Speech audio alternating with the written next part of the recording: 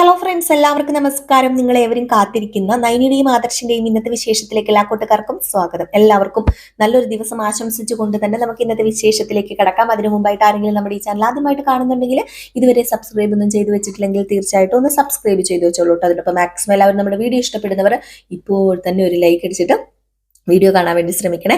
അപ്പൊ നേരെ വിശേഷത്തിലേക്ക് തന്നെ പോവുകയാണ്. അനന്തപുരി തറവാടാണ് തുടങ്ങുമ്പോൾ തന്നെ കാണിക്കുന്നത്. നയനയും ആദർശവും വന്നിരിക്കുകയാണ്. അങ്ങനെ ദേവയാനി, നയനയും ആദർശവും ഒറ്റയ്ക്കാണല്ലോ വന്നത്. നമ്മുടെ അനി കൂടെ ഇല്ലാത്തത് കൊണ്ട് തന്നെ ഭയങ്കര സങ്കടമാണ്. അപ്പം അനിയില്ലാത്ത അനന്തപുരി തറവാട് എന്ന് പറയുന്നത് അവിടെ ആർക്കും അങ്ങോട്ടേക്ക് അംഗീകരിക്കാൻ പറ്റുന്നില്ല. അനി നിങ്ങളുടെ കൂടെ ഉണ്ടാകും, അനി നിങ്ങളുടെ കൂടെ വരും, അനിക്ക് ജാമ്യം കിട്ടുമായിരിക്കും എന്നൊരു പ്രതീക്ഷയൊക്കെ ഉണ്ടായിരുന്നു ദേവയാനിക്ക്. അപ്പൊ അതൊക്കെ ഇങ്ങനെ പറയാണ്. അപ്പൊ ഇത് കേട്ട് കഴിഞ്ഞപ്പോഴത്തേക്കും ആദർശ് പറയുന്നുണ്ട്, ജാമ്യം കിട്ടാത്തൊരു വകുപ്പായി പോയി, എന്ത് ചെയ്യാനാണ്, ഇനിയിപ്പോ വേറെ ഒന്നും ചെയ്യാനില്ല എന്ന് പറഞ്ഞപ്പോ ദേവയാനി പറയുന്നത്, ചെയ്യാനുള്ളതൊക്കെ ഞാൻ ചെയ്തോളാം. ഒരിക്കലും ഈ തറവാട്ടിൽ നിന്നും ഒരാളും പോലീസ് സ്റ്റേഷനിൽ കയറി ഇറങ്ങുകയോ ജയിലിൽ കിടക്കുകയോ ഒന്നും ചെയ്യാൻ പാടില്ല. അച്ഛനും അമ്മയും വന്നു കഴിയുമ്പം ഇവിടെ എന്തായിരിക്കും നടക്കാൻ പോകുക അറിയാലോ. ഇതൊക്കെ അറിഞ്ഞു കഴിഞ്ഞിട്ടുണ്ടെങ്കിൽ ഒരിക്കലും അച്ഛൻ സഹിക്കില്ല. പ്രത്യേകിച്ച് അനിയെ എല്ലാവരും ഒരു ഇവിടുത്തെ ഒരു കുഞ്ഞു കുട്ടിയായിട്ട് തന്നെയാണ് കണ്ടിരിക്കുന്നത്. അവനാണല്ലോ ഇവിടെ എല്ലാവരെക്കാളും ഏറ്റവും ഇളയത്. അതുകൊണ്ട് തന്നെ അവനോടൊരു പ്രത്യേക സ്നേഹവും വാത്സല്യവും ഒക്കെ മുത്തശ്ശനുണ്ട്. മുത്തശ്ശന് മാത്രമല്ല എനിക്കും ഉണ്ടടാ, ഇവിടെ എല്ലാവർക്കും ഉണ്ട്. അതുകൊണ്ട് തന്നെ അവൻ ഇങ്ങനെ പോലീസ് സ്റ്റേഷനിൽ കിടക്കുന്നത് കാണാൻ എനിക്ക് പറ്റില്ല. ഇനി അവൻ കോടതിയിൽ പോയി നേരെ റിമാൻഡ് ചെയ്യുന്നു, ജയിലിൽ പോകുന്നു, അതൊക്കെ ഓർക്കുമ്പോൾ ഒരു സമാധാനവും കിട്ടുന്നില്ല. അതുകൊണ്ട് ഞാൻ സമ്മതിക്കില്ല എന്നൊക്കെ പറയുന്നുണ്ട് നമ്മുടെ ദേവയാനി. ഏതായാലും ദേവയാനി ഇതിൽ കുറച്ച് തിരിമറിയൊക്കെ ചെയ്യുന്നുണ്ട് കേട്ടോ. പിന്നെ കാണിക്കുന്ന സീൻ എന്ന് പറഞ്ഞിട്ടുണ്ടെങ്കിൽ നമ്മുടെ അനാമികയും വേണുവും രേവതിയും വക്കീലും ഉണ്ട്. അപ്പൊ വക്കീല് ഇവരോട് സംസാരിച്ചുകൊണ്ടിരിക്കുന്ന ഒരു സീനാട്ടോ പിന്നെ കാണിക്കുന്നത്. അങ്ങനെ വക്കീല് പറയാണ്, അവര് 10 കോടി രൂപ തരാന്ന് സമ്മതിച്ചിട്ടുണ്ട്. അനന്തപുരി തറവാട്ടിലെ മരുമകള് ദേവയാനി 10 കോടി രൂപ തരാന്ന് സമ്മതിച്ചിട്ടുണ്ടെന്ന്. അപ്പം നമ്മുടെ ദേവയാനി 10 കോടി രൂപ കൊടുത്ത് ഈ കേസ് പിൻവലിപ്പിക്കാനാണ് തീരുമാനിച്ചിരിക്കുന്നത്. അപ്പം ദേവയാനി അത് അനന്തപുരി തറവാട്ടിൽ ആരോടും പറഞ്ഞിട്ടൊന്നുമില്ല. 10 കോടി രൂപ കൊടുക്കുകയാണെങ്കിൽ കോടികളാണല്ലേ, എന്തൊക്കെയാണല്ലേ, കോടികളാണ്, പൈസക്ക് ഒരു വിലയില്ലെന്നാ തോന്നുന്നത്. അപ്പൊ 10 കോടി രൂപ കൊടുത്തു കഴിഞ്ഞിട്ടുണ്ടെങ്കിൽ നമ്മുടെ അനിക്ക് ജയിലിൽ കയറേണ്ടി വരില്ല. കാരണം കോടതിയിലേക്ക് കൊണ്ടുപോകുമ്പോഴത്തേക്കും അവിടെ ചെന്ന് കഴിയുമ്പം പരാതി കൊടുത്തവർ ചെല്ലാതൊക്കെ ഇരുന്ന് കഴിഞ്ഞിട്ടുണ്ടെങ്കിൽ ജാമ്യം കിട്ടും. അത് സ്വാഭാവികമായിട്ടും ജാമ്യം കിട്ടും. അപ്പൊ അങ്ങനെ അനാമിക പോകാതെ ഇരിക്കണം. അങ്ങനെ പോകാതിരിക്കുകയാണെങ്കിൽ നമ്മുടെ അനിയെ രക്ഷിക്കുകയാണെങ്കിൽ 10 കോടി രൂപ തരാമെന്ന് പറഞ്ഞു എന്ന് ഇങ്ങനെ വക്കീല് പറഞ്ഞു കഴിഞ്ഞപ്പോഴത്തേക്കും അനാമിക ചങ്കില് കൈവയ്ക്കുകയാണ്. 10 കോടി എന്ന് കേൾക്കുമ്പോഴത്തേക്കുവേ തലമുറകൾ കഴിയാനുള്ളത് വക കിട്ടൂല്ലോ, സ്വത്തുവകകൾ കിട്ടൂല്ലോ. പിന്നെ അനങ്ങണ്ട, ഒന്നും ചെയ്യണ്ട, ചുമ്മാ ഇരുന്ന് തിന്നാ മതിയല്ലോ. അത് തന്നെയാണ് വേണുവിന്റെയും രേവതിയുടെയും അനാമികയുടെ ഉദ്ദേശം. അപ്പൊ വേണു പറഞ്ഞു, 10 കോടി രൂപയോ, അത് സമ്മതിച്ചതാണോ വക്കീലെ? 10 കോടി രൂപ ആ സ്ത്രീ തരാന്ന് സമ്മതിച്ചിട്ടുണ്ട്. ഏതായാലും അത് തരികയും ചെയ്യും.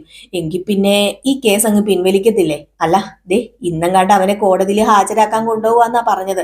അങ്ങനെ കോടതിയിൽ ഹാജരാക്കാൻ കൊണ്ടുപോയി കഴിഞ്ഞാൽ നേരെ അവൻ പോകാൻ പോകുന്നത് പിന്നെ ജയിലിലേക്കാണ്. റിമാൻഡ് ചെയ്ത് ജയിലിലേക്കാണ്. അത് ഇല്ലാതാക്കുകയാണെങ്കിൽ മാത്രമേ നിങ്ങൾക്ക് 10 കോടി രൂപ കിട്ടത്തുള്ളൂ എന്ന് പറഞ്ഞപ്പോൾ ഞങ്ങൾ ഇത്രയും കളിയൊക്കെ കളിച്ചത് ഇതിന് തന്നെയാ എന്റെ പൊന്നു വക്കീലെ. ഞങ്ങൾക്ക് വേണ്ടത് പൈസ തന്നെയാ, അല്ലാതെ ആ അനിയനി കിട്ടിയിട്ട് എന്തിനാ ഞങ്ങൾക്ക് മോക്ക് സുഖമായിട്ട് ജീവിക്കാനുള്ള പൈസ അതാഗ്രഹിച്ചിട്ടാ ഇത്രയും ഒക്കെ ചെയ്തത്. അതുകൊണ്ട് ഇപ്പം ഞങ്ങളുടെ മുമ്പിലാണ് പന്ത് വന്ന് നിൽക്കുന്നത്. ആരും ഇല്ലാത്തത് കൊണ്ട് തന്നെ ഞങ്ങൾക്ക് അടിച്ച് ഗോൾ പോസ്റ്റിലേക്ക് കയറ്റാൻ പറ്റുമല്ലോ. അതുകൊണ്ട് 10 കോടിയെങ്കിൽ 10 കോടി. അല്ല മോളെ, 10 കോടി രൂപ എന്ന് പറഞ്ഞു തന്നാലോട്ട് 10 തലമുറയ്ക്ക് കഴിയാനുള്ളതുണ്ട്. അതുകൊണ്ട് തന്നെ നമുക്ക് ഈ 10 കോടി രൂപയിൽ അങ്ങ് ഡീൽ ഉറപ്പിക്കാം എന്നൊക്കെ ഇങ്ങനെ പറയാണ്. അപ്പൊ രേവതിയും പറയുന്നുണ്ട്, 10 കോടി രൂപ 10 കോടി രൂപ കിട്ടിയല്ലോ. നമ്മൾ ഈ ചെയ്ത് കൂട്ടിയതിനൊക്കെ ഒരു ഇതായല്ലോ. ഇല്ലായിരുന്നെങ്കിൽ ഈ 10 കോടി രൂപയും കിട്ടത്തില്ല. നമ്മുടെ കയ്യിൽ ഒന്നും ഇല്ലായിരുന്നുവെങ്കിൽ എന്ത് ചെയ്തേനെ? അനന്തപുരി തറവാട്ടിൽ എന്റെ മകളെ ഞാൻ ചുമ്മാതെയാ പറഞ്ഞയച്ചെന്നാണോ വക്കീൽ വിചാരിച്ചിരിക്കുന്നത്? ഞാൻ പറഞ്ഞയച്ചത് വെറുതെ ഒന്നുമല്ല. ഇതുപോലത്തെ സിറ്റുവേഷൻസ് ഒക്കെ വന്നു കഴിഞ്ഞിട്ടുണ്ടെങ്കിൽ നഷ്ടപരിഹാരമായിട്ട് കോടികൾ കിട്ടുന്നറിയാം. അതുകൊണ്ട് തന്നെയാ പറഞ്ഞയച്ചത്. അല്ലാതെ അവരുടെ പേരും പെരുമയും പ്രസക്തിയൊക്കെ കണ്ട് അവിടെ ഉള്ള കാലം മുഴുവനും എന്റെ കുഞ്ഞ് ദാസിയായിട്ട് ജോലി ചെയ്യാനൊന്നും അല്ല. ഏതായാലും ഈ 10 കോടി രൂപയും കൊണ്ട് ഒരുപാട് സ്വപ്നങ്ങളുണ്ട്. അപ്പോഴത്തേക്ക് അനാമിക ഇങ്ങനെ എണീക്കുകയാണ്. 10 കോടി രൂപയുടെ ഉടമയായില്ലേ നമ്മുടെ അനാമിക. 10 കോടി രൂപ കിട്ടൂല അനാമികയ്ക്ക്. അനാമിക ഈ 10 കോടി രൂപയെ കുറിച്ച് അങ്ങ് സ്വപ്നം കാണാനും അങ്ങ് തുടങ്ങിയിട്ട് ഇങ്ങനെ എണീറ്റ് നിന്ന് അങ്ങ് സ്വപ്നം കാണുകയാണ്. ഏതായാലും ഈ സീൻ കഴിഞ്ഞ് പിന്നെ കാണിക്കുന്ന സീൻ എന്ന് പറഞ്ഞാൽ പോലീസ് സ്റ്റേഷനാണ് കേട്ടോ. അപ്പം പോലീസ് സ്റ്റേഷനിൽ നമ്മുടെ അനിയെ കോടതിയിലേക്ക് കൊണ്ടുപോകണം. അപ്പം നമ്മുടെ സച്ചിന് പെട്ടെന്ന് അങ്ങോട്ട് പോകാൻ പറ്റത്തില്ല. സച്ചിന് വേറെന്തോ മീറ്റിങ്ങും കാര്യങ്ങളൊക്കെ ഉണ്ട്. അതുകൊണ്ട് നേരെ നന്ദുവിനെ വിളിക്കുകയാണ്. അപ്പൊ നന്ദു വന്നു. നന്ദു സല്യൂട്ടൊക്കെ ചെയ്തിട്ട് നിന്നപ്പോഴത്തേക്കും, അതെ, എനിക്കൊരു കാര്യം പറയാനുണ്ട്, അവനെ കൊണ്ടുപോകുന്നതൊക്കെ കൊള്ളാം, വളരെയധികം സൂക്ഷിച്ചു വേണം കൊണ്ടുപോകാനായിട്ടെന്ന് പറയുമ്പോഴത്തേക്കും, അല്ല, സാറിന് സംശയം ഉണ്ടെങ്കിൽ സാർ എൻ്റെ കൂടെ പോന്നോളൂ, എനിക്ക് പ്രശ്നമില്ല. പിന്നെ ഞാന് അവനെ ഒറ്റയ്ക്ക് കൊണ്ടുപോകുന്നതിന് എനിക്ക് വലിയ അവനെ നല്ല എത്ര എത്ര വലിയ കൊമ്പത്തെ കള്ളന്മാരാണെങ്കിലും പിടിച്ചുവരിക്കാരനാണെങ്കിലും കൊലപാതകനാണെങ്കിലും എനിക്ക് ഒറ്റയ്ക്ക് കൊണ്ടുപോകുന്നതിന് ഒരു പ്രശ്നമില്ല. അതിവിടെ ഉള്ളവരോട് ചോദിച്ചാലൊക്കെ സാറിന് അറിയാനായിട്ട് സാധിക്കുമായിരിക്കും എന്ന് പറയുമ്പം, അല്ലെങ്കിലും നന്ദു, നിന്റെ ചങ്കൂറ്റം എനിക്കറിയാം. നിന്റെ ചങ്കൂറ്റം എന്ന് പറയുന്നത് അത് അറിഞ്ഞുകൊണ്ട് തന്നെയാണല്ലോ ഞാൻ നിന്നെ സ്നേഹിച്ചു തുടങ്ങിയതും വിവാഹം ആലോചിച്ച് അങ്ങോട്ടേക്കൊക്കെ വന്നതും. നീ നല്ലൊരു ചങ്കൂറ്റമുള്ള പെണ്ണാണ്, ആരും ആഗ്രഹിക്കുന്ന, എനിക്ക് ചേരുന്നൊരു പെണ്ണ്. അതുകൊണ്ട് തന്നെയല്ലേ ഞാൻ നിന്നെ വിവാഹം ആലോചിച്ച് നിന്റെ വീട്ടിൽ വന്നത്. ഏതായാലും നീ അവനെ കൊണ്ടുപോകുന്നത് സേഫ് ആയിട്ടായിരിക്കും. നീതിക്കെതിരെ നീ ഒന്നും ചെയ്യില്ലെന്നും എനിക്കറിയാം. അതുകൊണ്ട് തന്നെ നിന്റെ കൂടെ വിടുന്നതിലും കൊണ്ട് എനിക്ക് യാതൊരു പ്രശ്നമില്ല. പക്ഷേ ആ CIനെയും കൂടെ കൂട്ടിക്കൊണ്ട് പോകുന്നതല്ലേ നല്ലത്. എന്തിനാ സാർ വെറുതെ CIയുടെ സമയം കളയുന്നത്? വേണമെങ്കിൽ ഒരു കോൺസ്റ്റബിളിനെ എന്റെ കൂടെ വിട്ടോ, CIനെ വേണ്ട ആവശ്യമൊന്നും ഇല്ലെന്നാ തോന്നുന്നതെന്ന് പറഞ്ഞു. ഏതായാലും ഈ സമയത്ത് നമ്മുടെ നന്ദു നേരെ അനിയുടെ അടുത്തേക്ക് എല്ലാണ്. അങ്ങനെ അനിയുടെ അടുത്തേക്ക് എന്നതും നന്ദു ഇങ്ങനെ അനി ഇങ്ങനെ എണീക്കാണ് കേട്ടോ. അപ്പൊ അനിയോട് ചോദിക്കുന്നുണ്ട്, നന്ദു വാ, നമുക്ക് പോകണ്ടേ, കോടതിയിൽ ഹാജരാക്കാൻ വേണ്ടി പോവുകയാണ്, കോടതിയിൽ ഹാജരാക്കാൻ വേണ്ടി കൊണ്ടുപോകാനാണ് ഞാൻ വന്നതെന്ന് പറഞ്ഞപ്പോഴത്തേക്കും, ആണോ, അതിനിപ്പോ എന്താ, അല്ല നീ എന്താ കിടക്കുകയായിരുന്നോ എന്ന് ചോദിച്ചപ്പോഴത്തേക്കും, ഇന്നലെ ഫുള്ള് ഉറങ്ങിയൊന്നുമില്ല, ഇവിടെ ഇരുന്ന് ഓരോരോ സ്വപ്നങ്ങൾ കാണുമായിരുന്നു, നിന്റെ കൂടെ ജീവിക്കുന്നതും നമ്മുടെ വിവാഹം കഴിയുന്നതും, അങ്ങനെ പല പല സ്വപ്നങ്ങൾ കാണുമായിരുന്നു. അതൊക്കെ കണ്ടുകൊണ്ട് സത്യം പറഞ്ഞ ഉറക്കം വന്നില്ല എന്ന് പറഞ്ഞപ്പം, ജയിലിലിരുന്ന് കാണാൻ പറ്റിയ സ്വപ്നം തന്നെയാണല്ലോ അതൊക്കെ.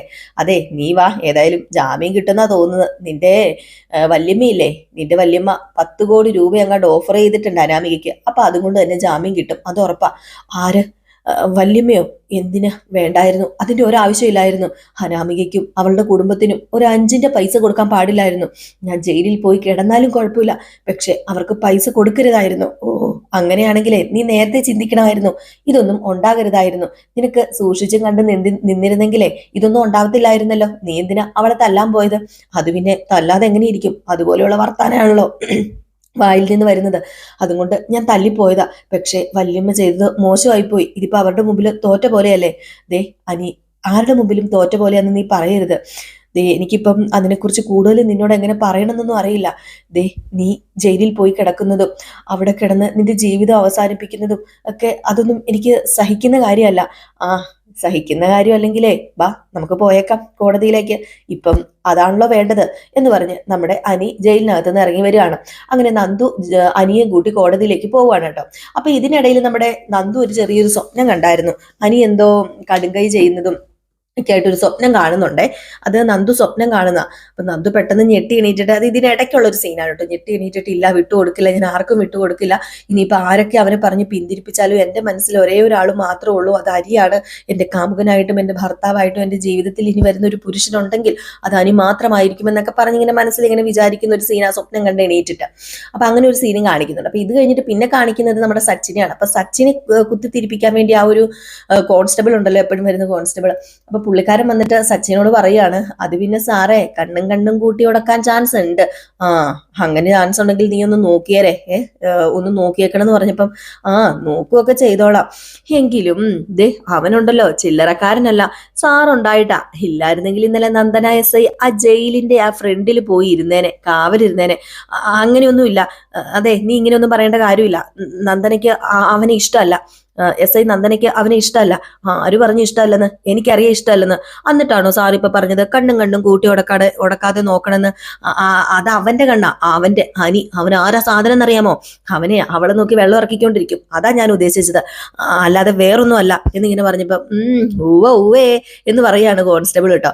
ഏതായാലും കോൺസ്റ്റബിള് പോയിരിക്കുന്നത്, അല്ല, കോൺസ്റ്റബിളും നമ്മുടെ നന്ദുവും കൂടി ചേർന്നാണ് അനിയെ നേരെ കൊണ്ടുപോകുന്നത് കോടതിയിൽ ഹാജരാക്കാനായിട്ട്. അവിടെ ചെന്ന് കഴിയുമ്പോൾ ജാമ്യം ഉറപ്പായിട്ടും കിട്ടുമല്ലോ. കാരണം അനാമിക അങ്ങോട്ട് പുറപ്പെട്ടിട്ടില്ല. അപ്പൊ പിന്നെ കാണിക്കുന്ന സീന് അനാമികയും രേവതിയും വേണുവും ഒക്കെ തന്നെയാണ്. അങ്ങനെ വേണു പറയുന്നുണ്ട്, ഏതായാലും ഇന്ന് അവന് ജാമ്യം കിട്ടും, നമ്മൾ പോയിട്ടില്ലല്ലോ, നമ്മൾ കോടതി പോകാത്തത് കൊണ്ട് തന്നെ അവന് ജാമ്യം കിട്ടും, അത് ഉറപ്പുള്ള കാര്യം തന്നെയാണ്. ഈ സമയത്ത് നമ്മുടെ അനാമികയല്ല, വേണു പറയാണ്, നമുക്ക് ദേവയാനീനെ ഒന്ന് വിളിച്ച് ഭീഷണിപ്പെടുത്തണമല്ലോ. അങ്ങനെ കേസൊക്കെ ഇങ്ങനെ നമ്മള് തീരുമാനം ഉണ്ടാക്കിയൊക്കെ കൊടുത്തു. പക്ഷെ നമുക്ക് ദേവയാനിനെ വിളിച്ചൊന്ന് ഭീഷണിപ്പെടുത്തണമല്ലോ. അപ്പൊ ഇനിയും ഇങ്ങനെ ഓരോരോ നഷ്ടപരിഹാര തുകയൊക്കെ ഇങ്ങനെ മേടിക്കണമെങ്കിൽ താന്നു പോയി എന്ന് കാണിക്കാൻ പറ്റത്തില്ല. 10 കോടി ഇപ്പൊ കിട്ടി, അതിന്റെ പുറകെ എന്തെങ്കിലുമൊക്കെ കിട്ടണമല്ലോ. അങ്ങനെ ദേവയാനിനെ വിളിച്ച് പറയുക, ഇത് കഴിഞ്ഞതിന് ശേഷം കേസ് തീർന്നു എന്നൊന്നും വിചാരിക്കണ്ട, ജാമ്യം കിട്ടിയ വീട്ടിൽ പോകാം, പക്ഷെ വീണ്ടും കോടതി കൂടും, കേസ് നടക്കും എന്നൊക്കെ ഇങ്ങനെ പറയാണ് കേട്ടോ. അപ്പൊ ദേവയാനി ഇതെല്ലാം മിണ്ടാതിരുന്ന് കേൾക്കാണ്. അപ്പൊ വേണു പറഞ്ഞു, ആ സമയത്ത് നമ്മൾ വിചാരിക്കുന്ന പോലെ കാര്യങ്ങൾ നടന്നില്ല എങ്കിൽ അനന്തപുരിയിലെ സന്തതി ജയിലിൽ കിടക്കുന്നത് നിങ്ങൾക്ക് കാണേണ്ടി വരും, അത് ഉറപ്പാണ്. അപ്പൊ ദേവയാനി പറഞ്ഞു, അതൊരിക്കലും നടക്കാൻ പോകുന്നില്ല, അങ്ങനെ ഒരു രംഗം കാണാൻ എനിക്ക് താല്പര്യമില്ല. എന്നാ പിന്നെ നമ്മൾ പറഞ്ഞതുപോലെയൊക്കെ തന്നെ കാര്യങ്ങൾ നടത്താനായിട്ട് ശ്രമിക്കാം. ഞങ്ങൾ പറഞ്ഞ വാക്ക് ഞങ്ങൾ പാലിച്ചിരിക്കും. 10 കോടി രൂപ നിങ്ങളുടെ ഭാഗത്തു നിന്നും അതുണ്ടാകണം. എങ്കിൽ പിന്നെ ബാക്കി പ്രശ്നങ്ങളൊക്കെ നമുക്ക് എങ്ങനെയൊക്കെ നേരിട്ട് അങ്ങ് പോകാം. അനാമികയ്ക്ക് അവനെ ജയിലിൽ കിടത്തണം എന്ന് തന്നെ ഇപ്പോഴും ആഗ്രഹം. അത് ഞാൻ പറഞ്ഞൊരു പരിധിയൊക്കെ കൂടി പറഞ്ഞു മാറ്റിയെടുത്തിട്ടുണ്ട്. അതുകൊണ്ട് മാത്രമാണ് അവക്കൊരു ചെറിയ മാറ്റം ഇപ്പം വന്നിരിക്കുന്നത്. അതുകൊണ്ട് എന്ന് കരുതി എപ്പോ വേണമെങ്കിലും അതിനൊരു വ്യത്യാസം സംഭവിക്കാനും ചാൻസ് ഉണ്ട്. അവളുടെ മനസ്സ് എപ്പോഴാ പാളുന്നതെന്ന് അറിയത്തില്ല. അതുകൊണ്ട് തന്നെ അത് ഉണ്ടാകാതിരിക്കാൻ നിങ്ങളും കൂടെ ശ്രമിക്കേണ്ടത്. അതുകൊണ്ടാണ് ഞാനിപ്പോ ഇതൊക്കെ വിളിച്ച് പറഞ്ഞത്. ശരി എന്ന് പറഞ്ഞ് വേണു ഫോൺ കട്ട് ചെയ്യാണ് കേട്ടോ. ഇപ്പം ദേവയാനീനെ ഒന്ന് ചെറുതായിട്ട് ഭീഷണിപ്പെടുത്തിയതാണ്. ഇനിയിപ്പോ പൈസ കൊടുത്തില്ലെങ്കിലോ, ഇനിയിപ്പം പൈസ കിട്ടാനുള്ള പൈസയൊക്കെ കൊടുത്തില്ലെങ്കിലോ എന്ന് ഓർത്ത് ഭീഷണിപ്പെടുത്തിയതാണ് നമ്മുടെ വേണു. ഈ സമയത്ത് പിന്നെ കാണിക്കുന്ന വേണുവിനെ തന്നെയാണ്. അങ്ങനെ വേണു പറയുക, സ്വന്തം അമ്മയെക്കാളും ഹനി സ്നേഹിക്കുന്നത് വല്യമ്മേനെ തന്നെയാ. അവന് എന്തായാലും ജയിലിൽ കിടത്താന് അവരാഗ്രഹിക്കത്തില്ല. അതുകൊണ്ട് പറഞ്ഞ പണം പറഞ്ഞ സമയത്ത് തന്നെ കിട്ടും. കിട്ടുന്നതൊക്കെ കൊള്ളാം അച്ഛന്റെ കടങ്ങളെല്ലാം തീർത്തിട്ട് ബാക്കിയുള്ളത് എന്റെ പേരിൽ വേണം ബാങ്കിൽ ഇടാനായിട്ട്. മോനെ 50-50 പോരെ? വേണ്ട, എനിക്ക് മൊത്തം പൈസയും വേണം. ഇനി 50-50 കളി ഇവിടെ നടക്കില്ല. എന്തിനാണ് നീ അത്യാഗ്രഹം കാണിക്കുന്നത്? നീ കല്യാണം കഴിച്ചെങ്കിലും ഒരു ദിവസം പോലും അവനോടൊപ്പം ജീവിച്ചിട്ടില്ലല്ലോ. അവനിട്ട സ്വർണ്ണമാലയാണെങ്കിലോ നിനക്ക് കിട്ടിയിട്ടുമുണ്ട്. ഡിവോഴ്സ് ആവുമ്പം ഞാൻ ഈ മാല തിരിച്ചു കൊടുക്കണ്ടേ? എന്തിന്? മാലയും താലിയൊക്കെ നിന്റെ കഴുത്തി കിടക്കുന്ന ബുദ്ധിമുട്ടാണെങ്കിൽ ഇങ്ങ് തന്നേരെ ഈ അച്ഛന്, ഞാനത് വിറ്റ് കാശാക്കിക്കോളാം. പിന്നെ അച്ഛൻ വിറ്റ് കാശാക്കിയതൊക്കെ മതി. അടുത്ത കല്യാണത്തിന് മറ്റൊരാളുടെ താലി എനിക്ക് കഴുത്തിലിടേണ്ടി വരും. അപ്പൊ പിന്നെ താലി മാറ്റിയിട്ട് മാലയിൽ ഇട്ടാ മതിയല്ലോ. പിന്നെ ഈ താലി തന്നെ ഒരു പവൻ വരും. ഇന്നത്തെ സമയത്ത് അതിന് വില എത്രയാണെന്ന് അറിയാലോ. എടേ, നിനക്ക് ഈ സൗഭാഗ്യമൊക്കെ ഉണ്ടാക്കി തന്നത് ഞാനല്ലേ? എന്ത് സൗഭാഗ്യം? കല്യാണം കഴിക്കാനുള്ള ആ ഒരു സൗഭാഗ്യം ഉണ്ടാക്കി തന്നു പോലും. ഇതൊരു ജീവിതമായിരുന്നോ? ഇത് ജീവിതമായിട്ട് എനിക്ക് തോന്നിയിട്ടുമില്ല അച്ഛാ. അത് തന്നെ എനിക്കും പറയാനുള്ളത്. ജീവിതമായിട്ട് തോന്നിയിട്ടില്ല നിനക്ക്. നമ്മൾ കല്യാണം നടത്തി തന്നെ നമുക്ക് ജീവിക്കാൻ വേണ്ടിയിട്ടാ. ഇനിയിപ്പൊ അവരെല്ലാവരും കൂടി ആലോചിച്ചിട്ട് ഈ ഒരു സെറ്റിൽമെന്റ് വേണ്ടാന്ന് വെച്ചാലോ അച്ഛാ? വേണ്ടാന്ന് വെച്ചാൽ ഇന്ന് അവന് ജാമ്യം കിട്ടത്തേ ഉള്ളൂ. വീണ്ടും കോടതി കൂടുമ്പോൾ അവന്റെ ഗതി അതോ ഗതിയാകും. അതിനുള്ള കാര്യങ്ങൾ എന്തൊക്കെയാണെന്ന് എനിക്ക് നന്നായിട്ട് അറിയാം. അതുണ്ടാക്കാതിരുന്ന അവർക്ക് കൊള്ളാം. അതുകൊണ്ടാണല്ലോ ദേവയാനിയെ വിളിച്ച് കാര്യങ്ങളൊക്കെ ഞാൻ വിശദമായിട്ട് പറഞ്ഞിരിക്കുന്നത്. അതുകൊണ്ട് ഈ സെറ്റിൽമെന്റിൽ ഉറപ്പിക്കും. ഇത് കഴിഞ്ഞ് പിന്നെ കാണിക്കുന്ന സീൻ എന്ന് പറഞ്ഞാല് നമ്മുടെ ദേവയാനിയാണ്. അപ്പൊ ദേവയാനി ജയനോട് ചോദിക്കുക, അവന് ജാമ്യം കിട്ടുമായിരിക്കുമോ? കിട്ടുമായിരിക്കും, നീ വലിയ തുക കൊടുക്കാന്നൊക്കെ പറഞ്ഞില്ലേ. കോടതിയിലേക്ക് അനാമിക പോവില്ലല്ലോ. എങ്കിലും അനാമികയുടെയും അവളുടെ അച്ഛന്റെ അമ്മയുടെയും കാര്യമല്ലേ. അവരാണെങ്കിലേ മിനിറ്റിന് വാക്ക് മാറുന്നവരാ. അതുകൊണ്ട് എനിക്ക് വലിയ വിശ്വാസമൊന്നുമില്ല. ഏതായാലും ഈ സമയത്ത് മുത്തശ്ശനും മുത്തശ്ശിയും വന്നു കേട്ടോ. മുത്തശ്ശനും മുത്തശ്ശിയും വന്നിട്ട് മുത്തശ്ശൻ പറഞ്ഞു, ഈ വീട്ടിലൊരു സംഭവം ഉണ്ടായാൽ ആരും എന്നെ വിളിച്ചറിയിക്കില്ല അല്ലേ? എന്നോട് ആരും ഒന്നും പറയില്ലല്ലേ? അത് പിന്നെ തീർത്ഥാടനത്തിന് പോയത് കൊണ്ടാ അച്ഛനോടൊന്നും പറയാതിരുന്നത്. അല്ല, അച്ഛൻ എങ്ങനെ ഇതൊക്കെ അറിഞ്ഞത്? ഞാൻ എങ്ങനെയാ അറിഞ്ഞതെന്നോ? അപ്പോഴത്തേക്കും ജാനകി വന്നിട്ട് പറഞ്ഞു, ഞാനാ ഇതൊക്കെ വിളിച്ചു പറഞ്ഞത്. എന്റെ മോനാ ലോക്കപ്പിൽ കിടക്കുന്നത്. ഇപ്പം കോടതിയിലേക്ക് പോയിരിക്കുക എന്റെ മോന്. ഇതുവരെ ജാമ്യം കിട്ടൂ ഇല്ലയോ എന്ന് അറിഞ്ഞിട്ടില്ല. അങ്ങനെയുള്ളപ്പം ഇതൊക്കെ അച്ഛനെ അറിയിക്കാതെ എനിക്ക് സമാധാനം ഉണ്ടാവുമോ? അപ്പോഴത്തേക്കും ജയൻ പറഞ്ഞു, കുഴപ്പമൊന്നുമില്ല അച്ഛാ, ദേവയാനി അവര് പറഞ്ഞ നഷ്ടപരിഹാര തുക കൊടുക്കാന്ന് പറഞ്ഞു. അല്ല, അവരെത്ര തുക ആവശ്യപ്പെടുന്നത്? 10 കോടി. 10 കോടി? ഓഹോ, അത്രയും ആവശ്യപ്പെട്ടോ? ഞാൻ കരുതി കുറഞ്ഞത് ഒരു 50 കോടി ആവശ്യപ്പെടുമെന്ന്. എന്നിട്ട് മുത്തശ്ശി അപ്പൊ പറഞ്ഞു, എത്ര കോടി കൊടുത്തിട്ടാണെങ്കിലും കുഴപ്പമില്ല, ഈ കേസിൽ നിന്ന് അവനെ രക്ഷിക്കണം. അത് വലിയൊരു നാണക്കേടല്ലേ നമ്മുടെ കുടുംബത്തിന്. അപ്പം ജലജ പറഞ്ഞു, അവനൊരു വെല്ലും ബ്രേക്കും ഇല്ലാതെയാ നടക്കുന്നത്. നന്ദുവിനൊരു സിയുടെ ആലോചന വന്നു, അത് നടത്താൻ പോവുക കനകയും ഗോവിന്ദനും കൂടി. എന്നിട്ടും പിന്നെ എന്തിനാ അവന് അവളുടെ പിന്നാലെ നടക്കുന്നതെന്ന് ആർക്കും മനസ്സിലാവുന്നില്ല. അപ്പൊ നമ്മുടെ മുത്തശ്ശൻ പറഞ്ഞു, ഇവിടെ ഇപ്പം അതല്ലല്ലോ വിഷയം. ഇപ്പം അനാമികനെ തല്ലിയതിനല്ലേ അറസ്റ്റ് ചെയ്തിരിക്കുന്നത് അവനെ. അതൊക്കെ എന്തുകൊണ്ടാ അച്ഛാ? അവൻ ഗ്രൗണ്ടിൽ പോയത് നന്ദുവിനെ കാണാൻ വേണ്ടി തന്നെയാ. അത് മനസ്സിലാക്കിയിട്ടായിരിക്കണം അനാമിക മോൾ അവിടെ എത്തിയത്. അനിയും അനാമികയും തമ്മിൽ ഇനി ഒരുമിച്ച് ജീവിക്കില്ല, അത് ഉറപ്പിച്ചതല്ലേ, പിന്നെ എന്തിനാ വീണ്ടും വീണ്ടും അനിക്ക് പിന്നാലെ പോകുന്നത്? അപ്പം അജയൻ പറഞ്ഞു, ആ അങ്ങനെ പോയാലല്ലേ ഇതുപോലെ തല്ല് കിട്ടത്തുള്ളൂ. ആ തല്ലേ അവളെ സംബന്ധിച്ചിടത്തോളം ഒരു ലോട്ടറി തന്നെയാ. അല്ല, നമുക്കിപ്പൊ 10 കോടി എന്ന് പറയുന്ന വലിയ സംഖ്യ ഒന്നും അല്ല, പണം വരും പോകും. പക്ഷെ എന്റെ കുഞ്ഞിനെ എനിക്ക് കാണണം, അവന് ഒരു കാരണവശാലും ജയിലിൽ പോകാൻ പാടില്ല, അത് ഞങ്ങൾ സഹിക്കില്ല. ഏതായാലും ഈ സമയത്ത് നമ്മുടെ അനിയേയും കൊണ്ട് നയനിയും ആദർശും കൂടി അകത്തേക്ക് കയറി വരുവാണ് കേട്ടോ. അനന്തപുരി തറവാട്ടിന്റെ അകത്തേക്ക് കയറി വരുവാണ്, ജാമ്യമൊക്കെ എടുത്തോണ്ട് കേട്ടോ. അപ്പൊ ഈ ഒരു സീൻ കാണിച്ചിട്ടാട്ടോ ഇന്നത്തെ വിശേഷം അവസാനിക്കുന്നത്. അപ്പൊ എല്ലാവരും കാത്തിരിക്കുക അടുത്ത വിശേഷത്തിനായിട്ട്. പോകുന്നതിന് മുമ്പായിട്ട് ഒരു ലൈക്കും കൂടി അടിച്ചിട്ട് പോകാൻ മറക്കരുതേ.